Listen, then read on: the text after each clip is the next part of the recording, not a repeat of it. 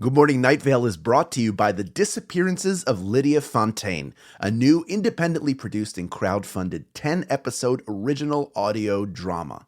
Set in a deceptively familiar world of electronic surveillance and machine-mediated communication, The Disappearances of Lydia Fontaine follows Lydia Ryan and her friends, lovelorn Ethan and wannabe internet sensation Dee, as they struggle to unravel the mystery of her mother's disappearance. Escape the sinister Fontaine family, and survive the feud over her grandfather's supernatural legacy. It weaves bitter family drama and high-stakes intrigue with fantasy and cyberpunk elements to create a surreal mystery about secrets and grudges, old books, big data, and the promise of infinite knowledge. And do not forget the talking birds. It's a full-cast production with original music and a bespoke soundscape presented through a series of found-footage-style surveillance recordings. And it's important to note, this show was made entirely without generative AI. Even the computers are voiced by human actors. Episodes are free, and you can start listening right now with the Season 1 finale due to come out on August 16th. For more information, go to lydiadisappears.com. and find The Disappearances of Lydia Fontaine wherever you get your podcasts and start listening from the beginning. Insurance isn't one size fits all, and shopping for it shouldn't feel like squeezing into something that just doesn't fit. That's why drivers have enjoyed Progressive's Name Your Price tool for years. With the Name Your Price tool, you tell them what you want to pay, and they show you options that fit your budget. Enough hunting for discounts, trying to calculate rates, and tinkering with coverages. Maybe you're picking out your very first policy, or maybe you're just looking for something that works better for you and your family. Either way, they make it simple to see your options. No guesswork, no surprises. Ready to see how easy and fun shopping for car insurance can be? Visit Progressive.com and give the Name Your Price tool a try. Take the stress out of shopping and find coverage that fits your life, on your terms. Progressive Casualty Insurance Company and Affiliates. Price and coverage match limited by state law.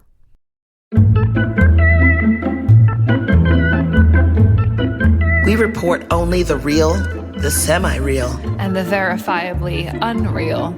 Good morning, Night Vale.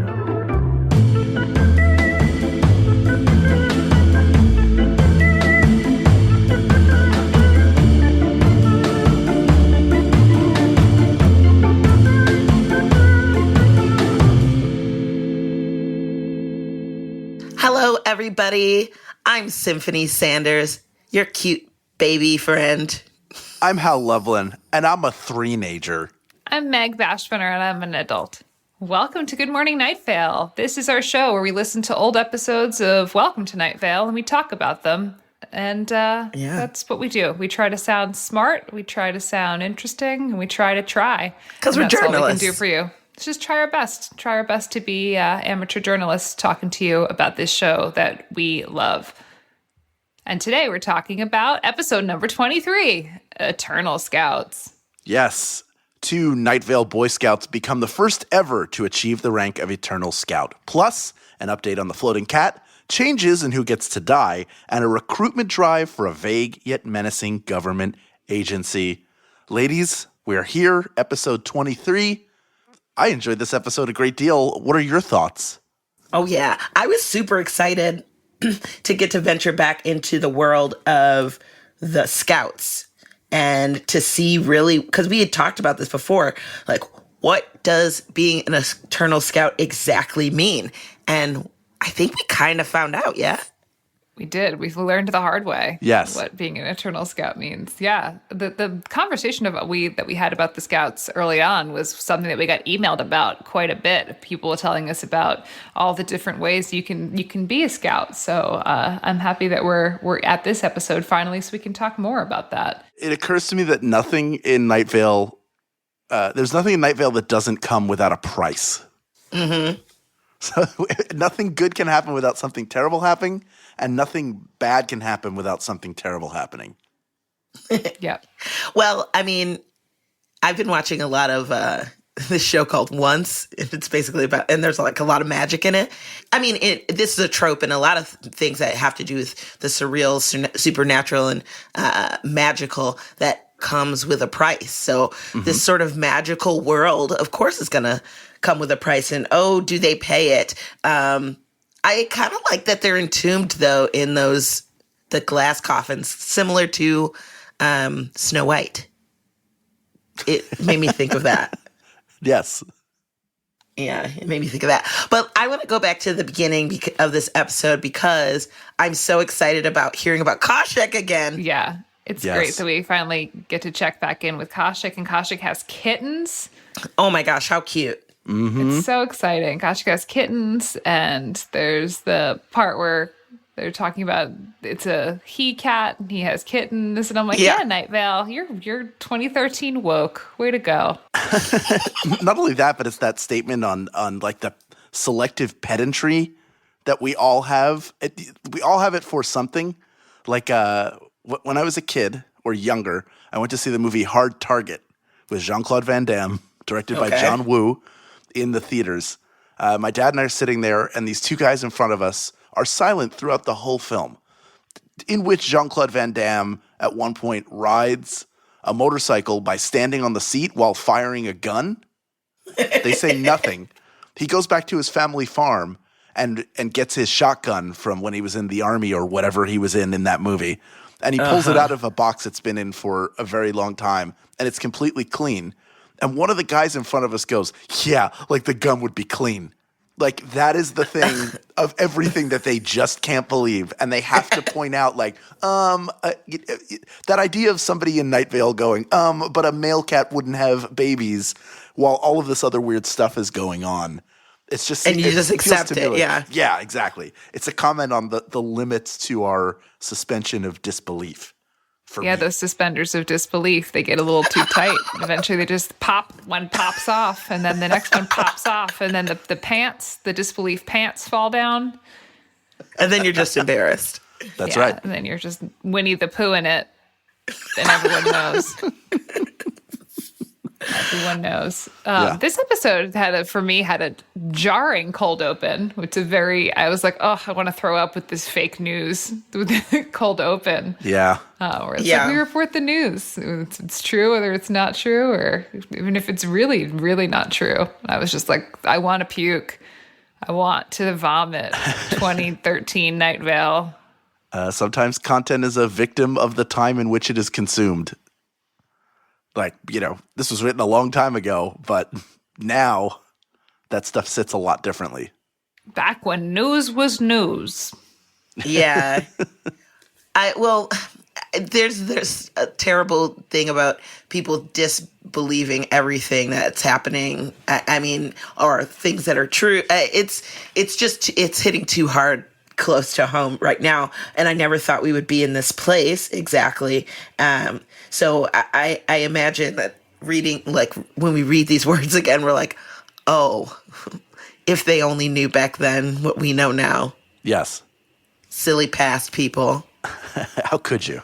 We were just sweet summer children, We were sweet summer children. We were floating around. In the early Obama's second term.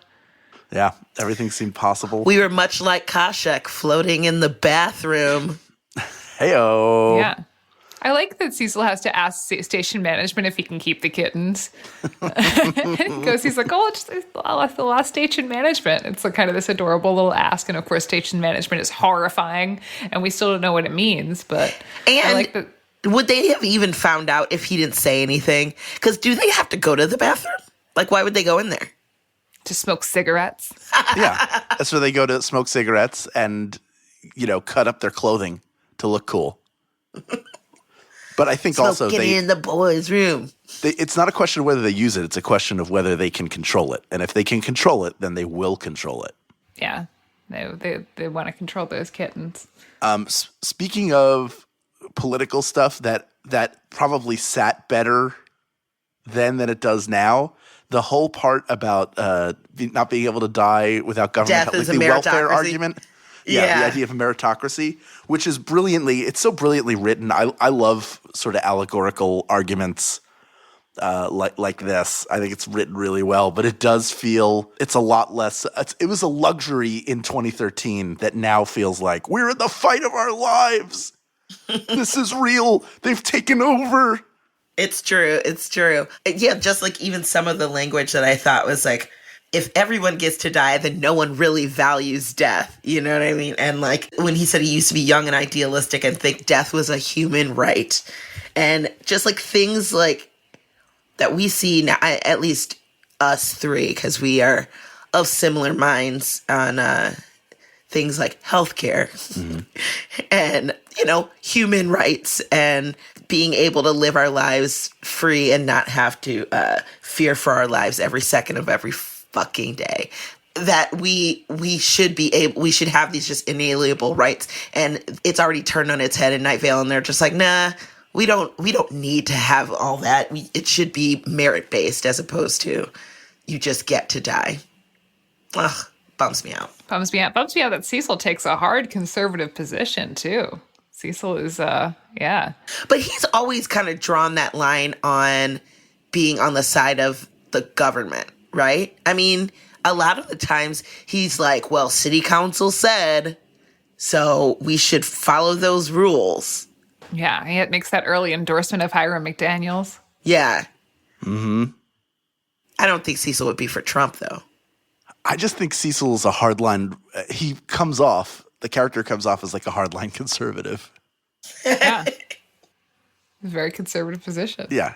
And there are certainly different shades of, it's shades of gray. I get it. It's not a question of whether he would support Trump. By the way, I don't think they have anything. I don't think that they vote in general elections. I think everything's just local, and that they are Truman showed off. Yeah, exactly. From everything else. Like, how could there be a higher power than the vague yet menacing government agency or the sheriff's secret police or the city council? Like, there cannot be a higher power structure than them, or else they would be they would have already taken it over, right? Yeah. What congressional district is Night Vale in? 666th. Yeah, right. Well, you're right. So maybe because they aren't connected to the higher government, really? Because when they asked for relief from the government, from the state, and nobody would come to help them. So like the government above that, the U.S. government, wouldn't help them probably either. So because they like don't exist. So then maybe they don't think about it like that. Do you know what I mean? Right. They don't think of the national impact. They're just like always local, thinking local, buying local. Right. Shop local. Yeah. It is so hard to leave. So it's like, do you need to have passion about what happens in America, the big picture, if you can never get outside of the small picture, Well, yes. You wouldn't. That also makes me think of the people wanting to go see the Frankie and Barty get their Eternal Scout thing, that you have to tell people that you're not coming back and don't go looking for you. And then there's another thing about the joining a menacing government agency too, right? Yeah, the job interview for the menacing government agency, which sounds a lot like how you audition for the neo-futurists. It really does. It's like, we're going to break you down and we're going to, take you to this vulnerable place. And then if you do get hired, you're going to vanish. And it's so true. It really is. The audition process for the neo-futurists is like, it's very grueling and it's long. And there's an initial call and there's a callback that's like 2 days long where you're in a room with the entire ensemble and everyone you're auditioning with for like 5 hours a day. Whoa. And you have to like really show up and do crazy stuff and like be your biggest and vulnerablest and realist. And then if you get cast, your whole life changes and you get sucked into okay, so maybe the neo-futurists are the vague menacing government agency. Are you learning a terrible truth right now on this podcast?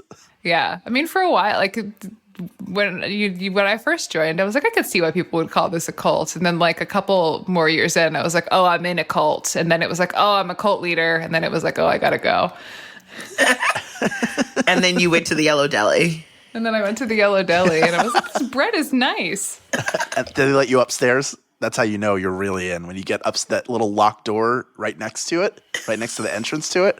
It's got like a lot of locks and like a Ring doorbell. Like it's a whole thing. When I first went to the Yellow Deli, I went to the one in the Blue Mountains of Australia, and I was like, this person who's serving me is here against her will. But yes, I'll have a smoothie. Can we talk about those weird children? The ones at Pamela Winchell's press conference? Yeah, the ones. What's with the vibrating? People keep vibrating. It's kind of a theme, right? Good vibrations, bad vibrations, general vibrations. Yeah, good vibration. Come on. I always imagine those children to be hollow-eyed and like their mouths are just like open, you know, like in horror movies. Yeah. Where they're like, yeah, black liquid, like a thick black liquid is pouring out of them at all times. Yeah. Did you imagine the balloons coming out of Pamela Winchell's mouth? I imagine to be like old used up balloons that are just pouring out like in a horror film when a monster like bugs just start pouring, like all these balloons just start pouring out, and the kids are like they have their hands up and out and cupped, and they're taking some of these old wrinkly used ass balloons, like when a dog eats balloons and then craps a bunch of balloons out. Like it's that, but out of her mouth. That's gross, but yeah. Sure. I was imagining them as they come out, they inflate. Oh, that's much more friendly. No, but like she like keeps pulling them out and then handing them to the children. Like, I think that's just as upsetting. She's a very avant-garde mayor. She's always doing an art piece, you know? Yeah. And I kind of like that. We get the PTA back again. Mm-hmm. And the glow cloud. I always like when the glow cloud comes in.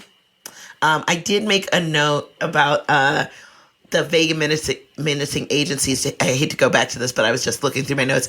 And it said, how to get in, desert your family. Yeah, that's how you become a neo-futurist.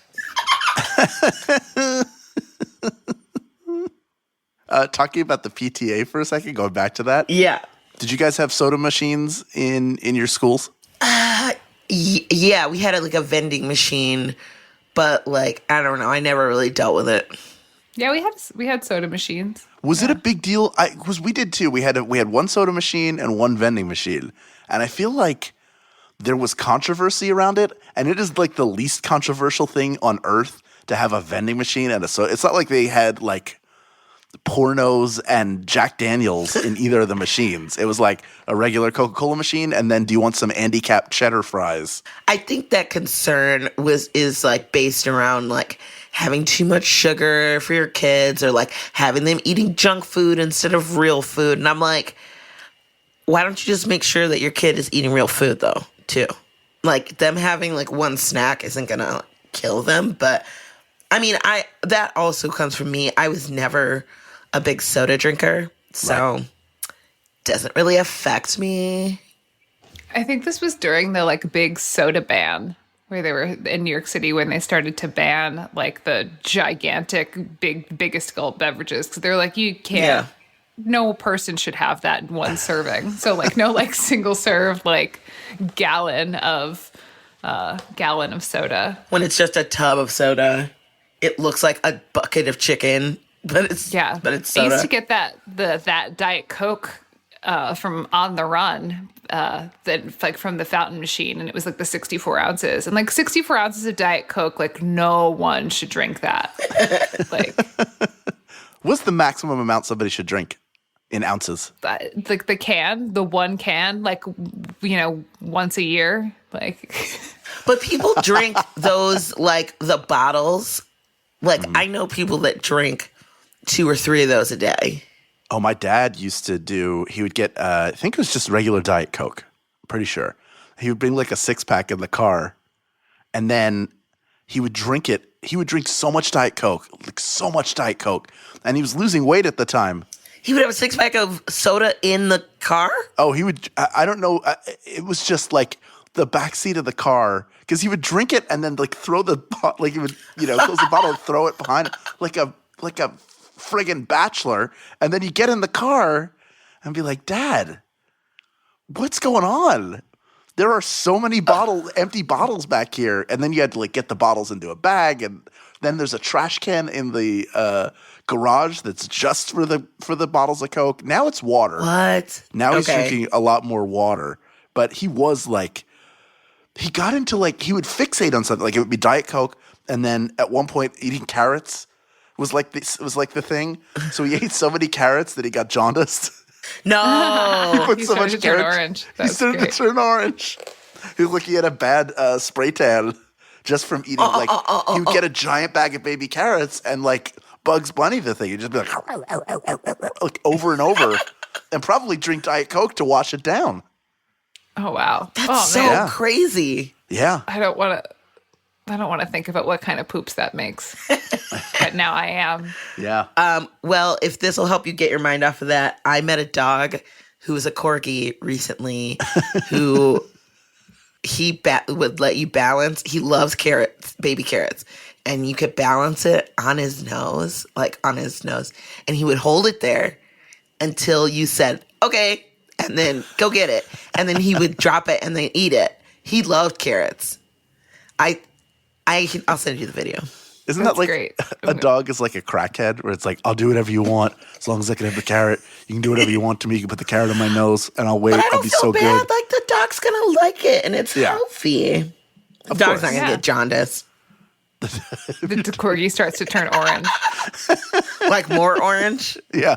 and that's adorable. See, it's cuter when furry animals turn orange. Not so cute when like a white guy starts to turn orange. Yeah, that is definitely not cute. But can we talk about, I guess, a white guy, Earl Harlan? Oh yeah, here we go. Earl Harlan, welcome to the party. Yeah. What are we? There was like a little like minor like romance, like wistful, like used to be like not used to be, but like they could have been something. Yeah. And I kind of like it. But then I was thinking about Carlos, and then I was like, they're not really anything yet. So what difference does it make? And Cecil didn't seem like that interested. Although at the end he does say that he thinks about it often, but like he thinks about a lot of things often. What might have been, you know? But I think about that sometimes, like if you have dated someone a while ago and you're like, what if?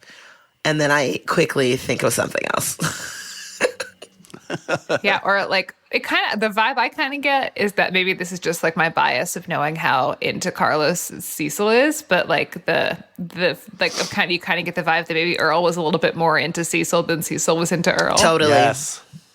Yeah, So Cecil. it's like we could have had something really wonderful, and Cecil's like, yeah, or we could be friends. Or... Yeah, Cecil's the one who got away for Earl, and Earl is whatever he is to Cecil, but it's not like... I think it's a little bit more like he maybe piqued his interest at one point, but not enough. Not like Carlos did. Not like... Because the way he talks about Carlos... Like, he's barely a mention... Earl Harlan is barely a mention, like, besides like a couple of paragraphs in this episode. But he'll go on at length about Carlos. That's where that's true love, baby. Yeah. Yeah. But yeah, Earl wants back. Cecil got that boomerang. He got that boom, boom, boom. I want to talk briefly about the word from our sponsors. Oh yes. In that this ad works as a joke ad, but could be about a real Six Flags, because the one out here, for a stretch of time, it felt like every single night they're like, the Superman ride breaks down, a car dangling on the precipice of danger. Like everything in that park was breaking, and there was an accident or somebody died every single day. So it's like Six Flags. Damn. Get a wrench and fix your business. You know, I used to work at Six Flags, right? Yeah, No. it was a very desperate and hopeless, and were people dying all the time? People were not dying all the time. I remember rides would shut down and people get stressed out, but I was one of the people at the beginning who had a camera and was like, hi, could you stop for a couple quick pictures? The ones like everyone hates and wants to run away from quickly. But I was so chipper. People liked it.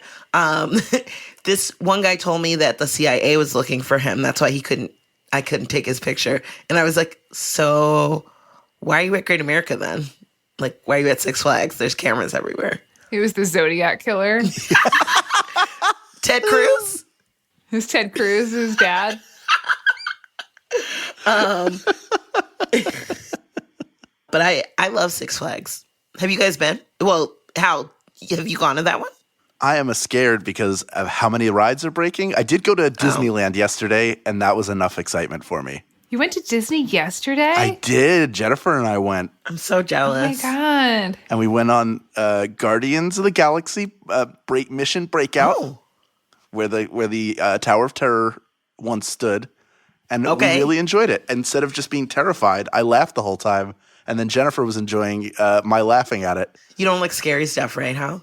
I don't like to be the Tower of Terror. My problem was, like, the whole premise of the ride is you're on an elevator where people died. Oh, I've been to the one in Disney World, friend, or MGM, Universal, whatever the place is. Same concept here.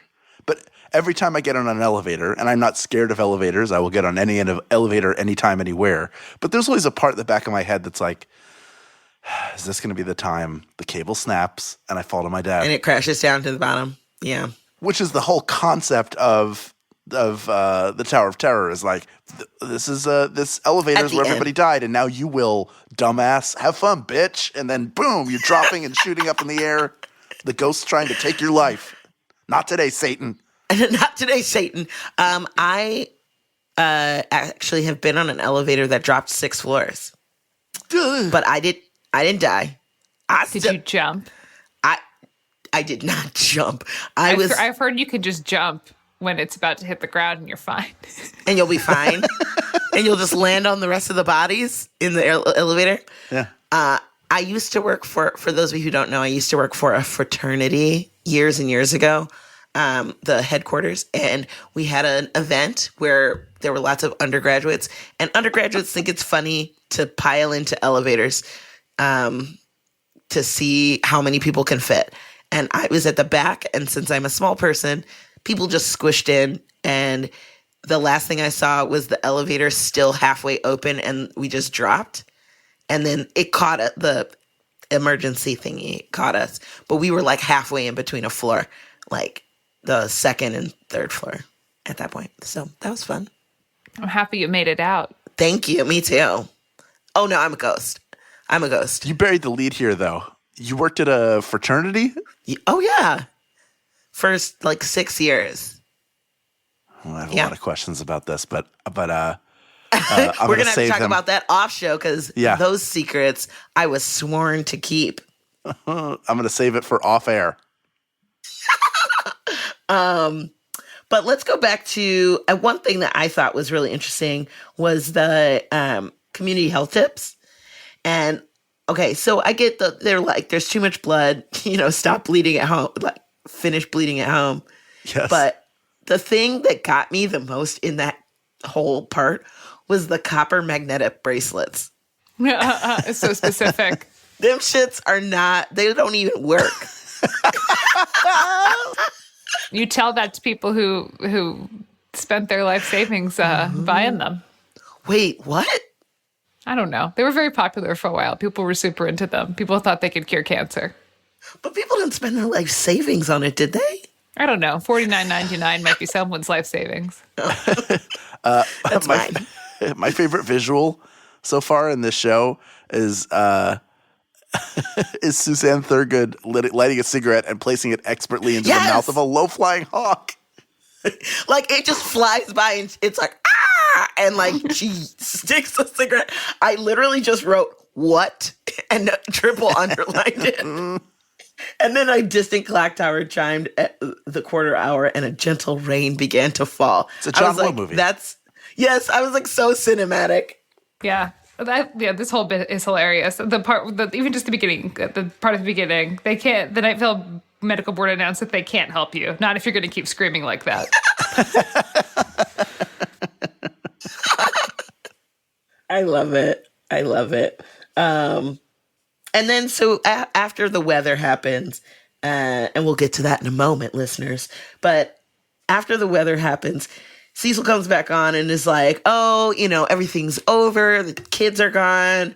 Like, it wasn't as bad as we thought it was going to be. They only, attacked people savagely and they killed 10 people. Totally fine. And I was like, what? What? How can you just be like, that's okay? Because it's not. He downplays it. It's part of the propaganda machine that he fuels. No, I almost think that he just expects there to be more carnage. Right? Yeah. Just in general. Their expected losses on any given day have to be incredibly high. Yeah. I mean, with just because even thinking about how they treat the interns' deaths, they're not oh, we have to stop this from happening or protect them or anything. He's just well, they're gone. Next. Yeah. Cold-blooded. Cecil Palmer. The show must go on. He just reads the news, He does the best he can do. So Frankie and Barty become their place out in glass and stuff like that. And I don't know if this is Cecil saying how basically proud he is of these kids, right? Or is that a statement that's being prepared? I think he's saying that every child would be super proud for this to have this honor, right? Yeah, well, it goes back to the beginning where Earl's talking about how he's proud and terrified of what's going to happen. Right. He's proud that they're the first troop, but he's terrified because everything in Night Vale is terrifying. Mm-hmm. So yeah, it's kind of how I feel about Welcome to Night Vale, the organization of the show. Proud and terrifying. True. And then the next part really got me on a brain level and a feelings level, that fear is consciousness plus life, and regret is an attempt to avoid what has already happened. I was like, oh, that's deep. Yeah. Or the past tense of regret is indecision, right? Yeah, dude. Yeah. I'm super indecisive, mainly when it comes to food, what I'm going to eat. I'm always nervous I'm going to order the wrong thing, you know what I mean? Yeah, which would be tragic. Yeah. Yeah, then you get orderer's remorse. Yeah. Because you only get to eat so many times a day. Yeah. You have to knock it out of the park every one of those times. Yeah. Yeah. It's showtime. You got to be like, that was exactly what I wanted. Yeah. Showtime. Showtime. Get in the zone, for goodness sakes. Yeah. I love the bits about toast in here. The toast bits, as I like to call them. Toast bits.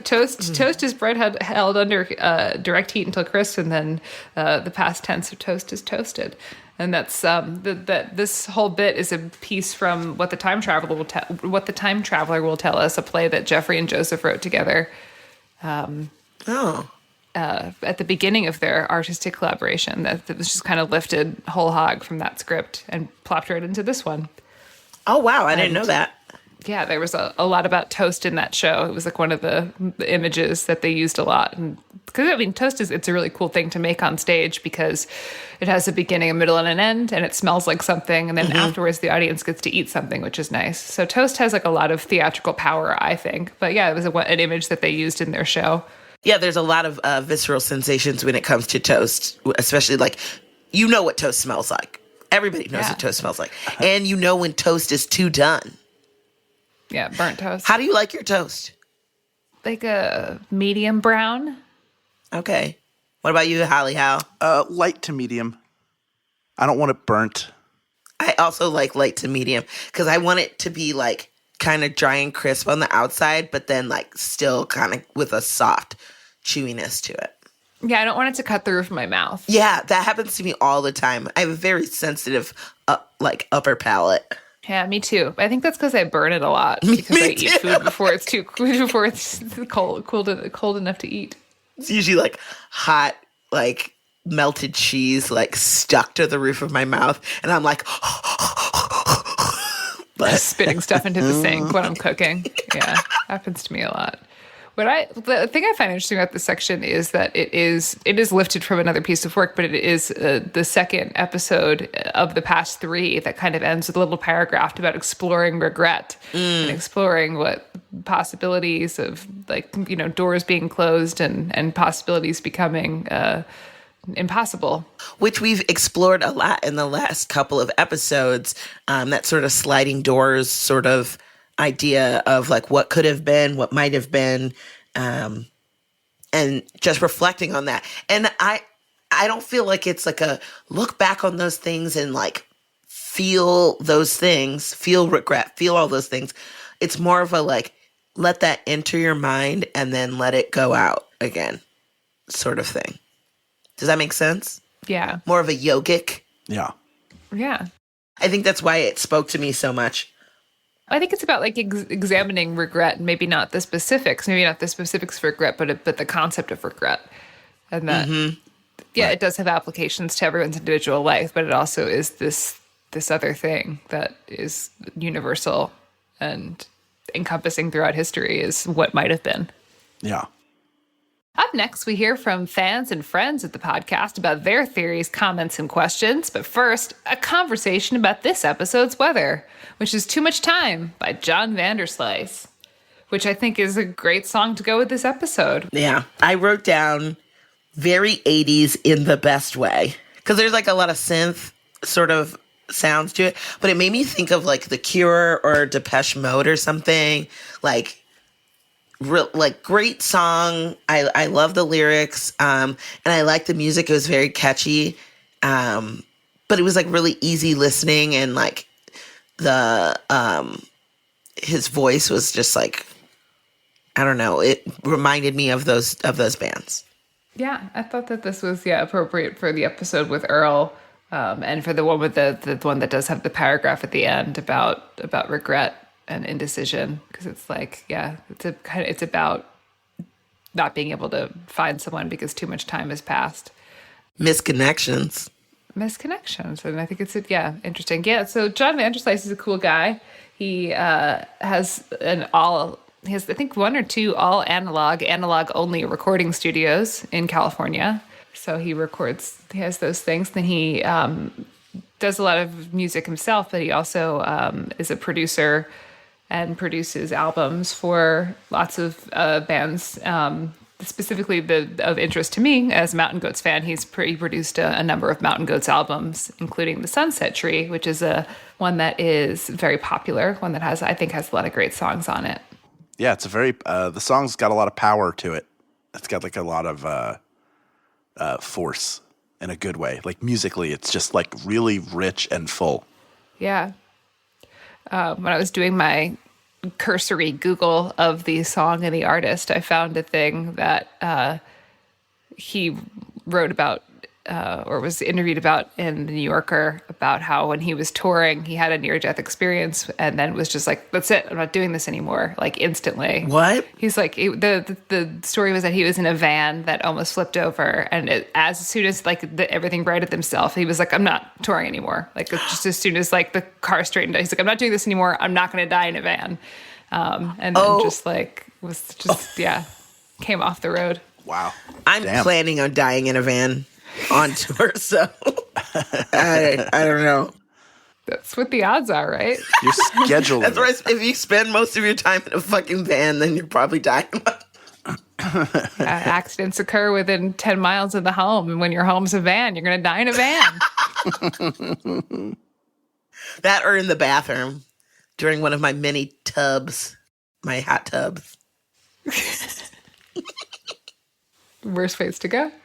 But yeah, thanks, John Vanderslice. I remember when I was originally recording the credits for this, I was like, it's Vanderslice? Vanderslice?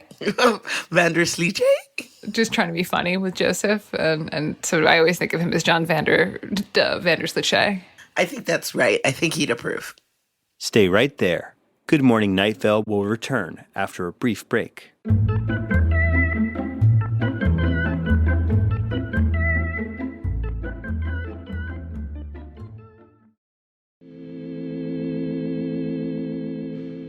Well, that'll bring us to the Fan Zone.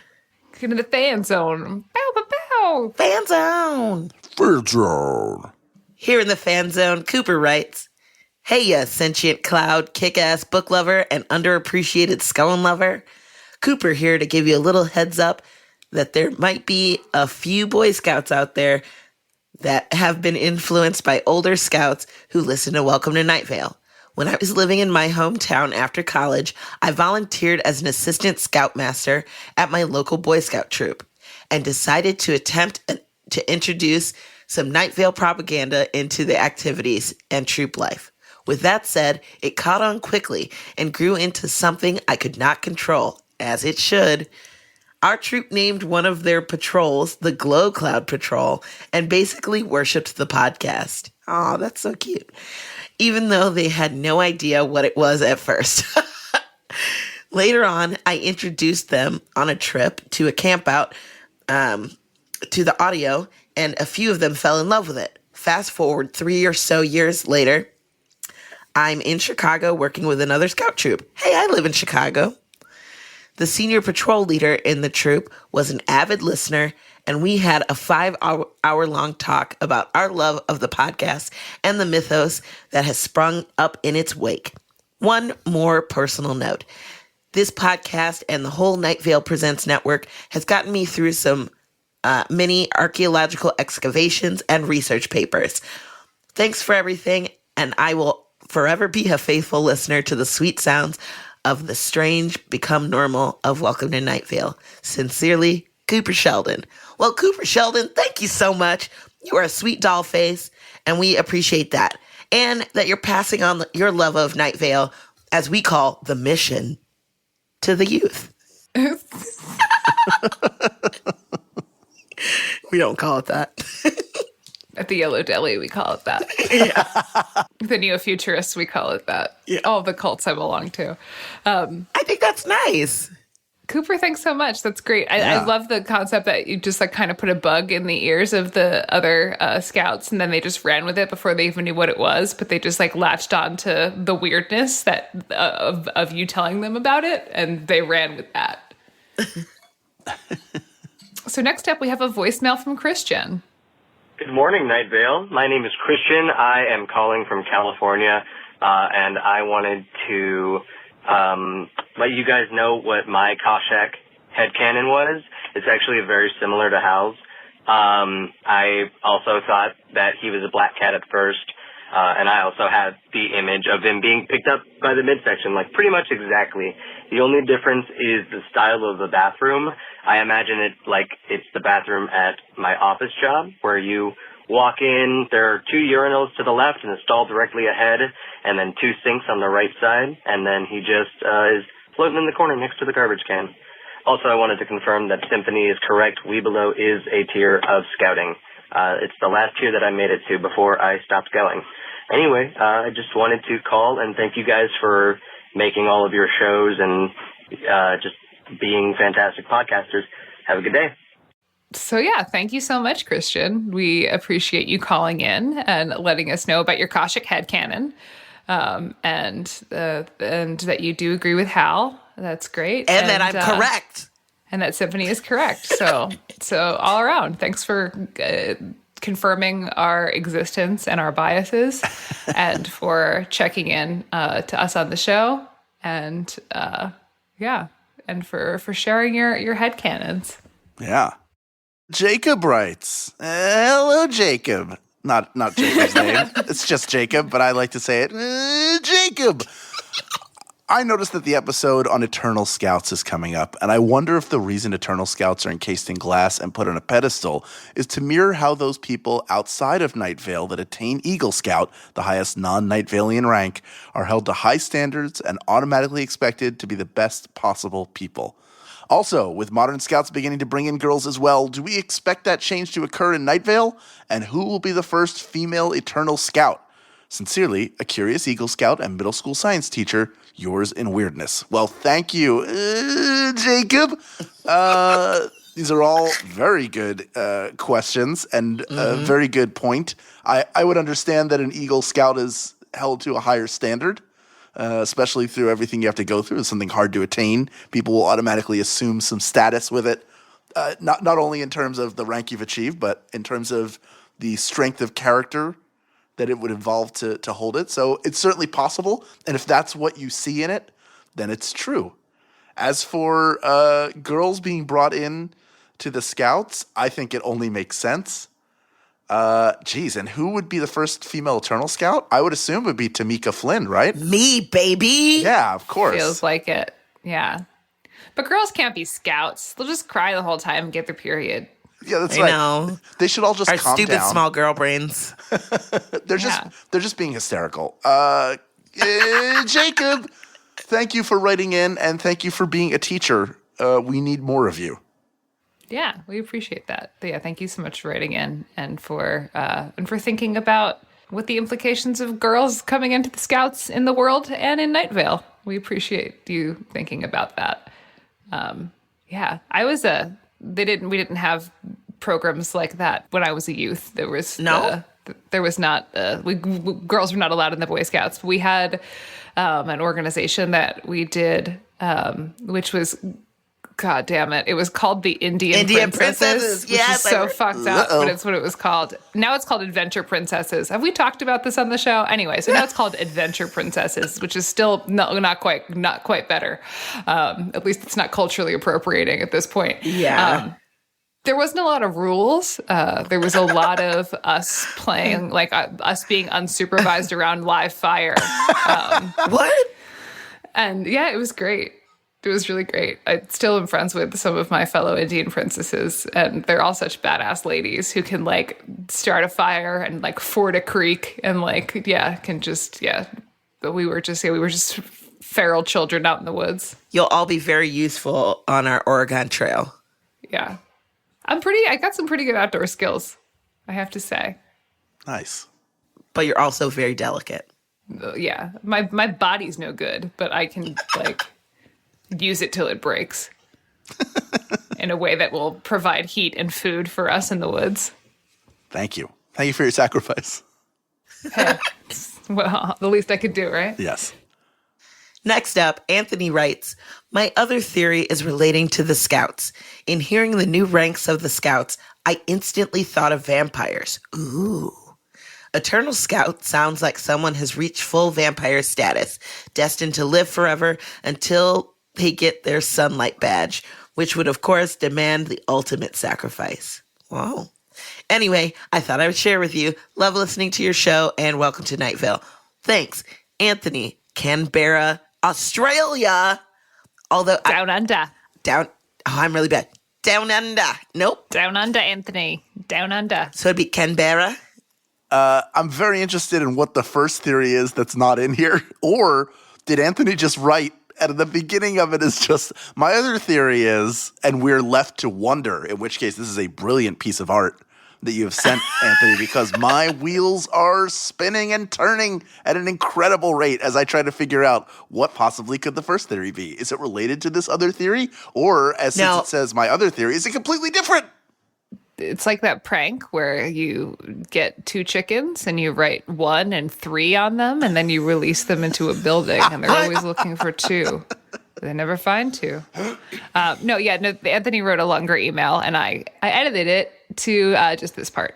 So there's another part, which I don't remember what it was, but we can go into our Google mailbox and look it up if it really is burning a hole in our minds. I'm more interested, Symphony, what is your headcanon of what the first theory is? Oh, of what Anthony's first theory was?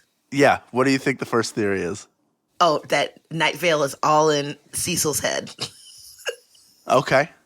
Because that's a theory we get a lot. Mine is that Snap, Crackle, and Pop from Rice Krispies are in a 3-way relationship and have been since they were first launched. I don't think it has anything to do with Night Vale. Hal, you're right. Wow. I just looked back in the Google box, and it's that. Yeah, it's about cereal and polyamory. Yep, I'm pretty good at guessing, guys. Pretty good instincts. Oh my god. Yep, great. Chrissy writes to us, Koscheck is gray and the projection of a cat somewhere else. He does things that don't make sense in the current environment, like batting and playing with a toy that no one in Night Vale can see because the toy is in a world where the cat who projects Koscheck actually lives. The kittens are not in the other world. They're truly Night Vale beings, but since they were birthed by a projection, they're not 100% real. That's why they also float. Chrissy, I love this. I love this theory that Koscheck is a projected hologram and that is like in two worlds, and that the kittens are also in two worlds, and that's what gives them the floatingness. That's some genius stuff. That's some like you got that good weed and looked at the moon for a bit and came back a different person with this theory, and I appreciate that. Look, I'll concede the last two the part about the projection and like how the kittens are in there, but I can't get with the gray Koscheck. That's it. That's all I have to say. That's where it stops. That's the clean shotgun for you. Yep. There's no way that cat is gray. That's what pops that suspender right off those disbelief pants. Yes. Yeah. Well, before we go, we all know that Leanne has sent 80 headcanons to us. I have 3 of them right here, even though they're all numbered number 1, which I love. I just want Oh, no. They got messed up. No, I think it's 78, 79, and it's like later in the 70s. Okay. Oh. This is the same. It's in the 70s. Wait, Symphony, your quick headcanon. Where do you think in the 80 of these lie? I think they're spread out. I was going to say one is like under like somewhere in between 1 and 10. The middle one is like 47, and the last one is like 72. I think the 3 of them represent Snap, Crackle, and Pop, who we learned before are in a polyamorous relationship. Yeah. That thruple. Yeah, they're a thruple. In your breakfast I couldn't bowl. think of that word. Okay. Thruple? Here are 3 Koscheck headcanons. I'm going to hit you with them real quick. Number 1. Koscheck is a Hebrew word, Koscheck, meaning darkness. I believe Koscheck is a black cat. Correct. Also, come on. Of course, a spooky, cool black cat is Cecil's. Yeah, Duh. Of course. That's not headcanon. That's held canon. 2. Because I'm going to keep using Koscheck's Hebrew name because I never use my Hebrew name anymore, and it's pretty close to this. Chanoch. Whoa. Yeah. Because Koscheck gave birth to a litter of kittens, I believe Cecil can't tell the gender of cats. Also plausible. We've established that. Can you tell the gender of cats? Yes. I can tell cats a gender. I've never understood. I can't. I'm not like trying to look for a cat penis, but even if I can never tell. They have marked differences. They do? Yes. Okay. You can see their little balls and their little wieners. But you have to you're not going to just see. You literally see that just have to walking look by. underneath. It's not really that hard. Just lift up your cat like you're going to wheelbarrow them, and you can look and see what's going on. If you lift them up just like you're going to spin them around in a circle of love, then, like, if you've never done that to a cat, then you've never loved a cat properly. You mean grab them by their rear legs and swung them around and thrown them? No. Grab them underneath their front arms, and so their arms are out and their face is facing your face, and you lift them up, much like Simba. Okay. A la The Lion King. Lift them up, and then you turn around in a circle. Okay. It's what I do to you every time we see each other. Okay. Yeah, I thought you were talking about playing ambulance with your cat, which you should not do. Nobody should do that. Do you know what that is? What's that? That's when you take a cat by the tail and you swing it around and it goes. Oh. You shouldn't do that, is what I'm saying. I'm against cruel. It. Exactly. I didn't think you would do that, but I just needed to make sure. I am a lover of cats and animals, and I would literally never do that. This is not everybody listening, this is not a joke. This is no joke. I do not condone abuse of animals, and I will stomp on your face if I ever find out that you abused an animal. That's right. Not cool. I agree. I will back you up. I'll help you hide the body.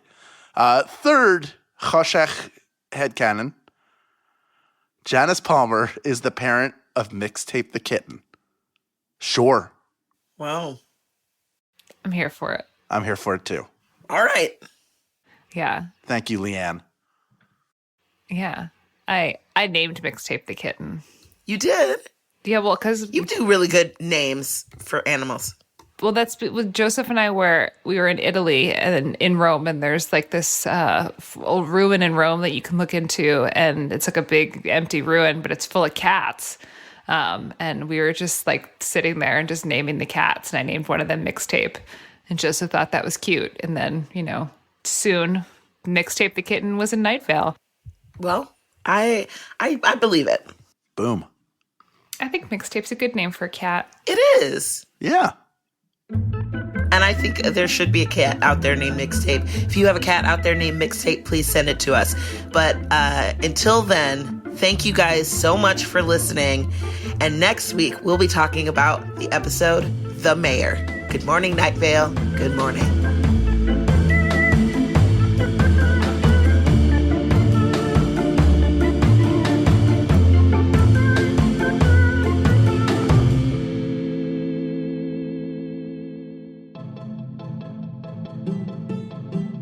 Good Morning Night Vale is a Night Vale Presents production. It is hosted by Symphony Sanders, Hal Lublin, and Meg Bashwiner. It is mixed and edited by Vincent Cacchione. It is produced by Meg Bashwiner. Theme music by Disparition.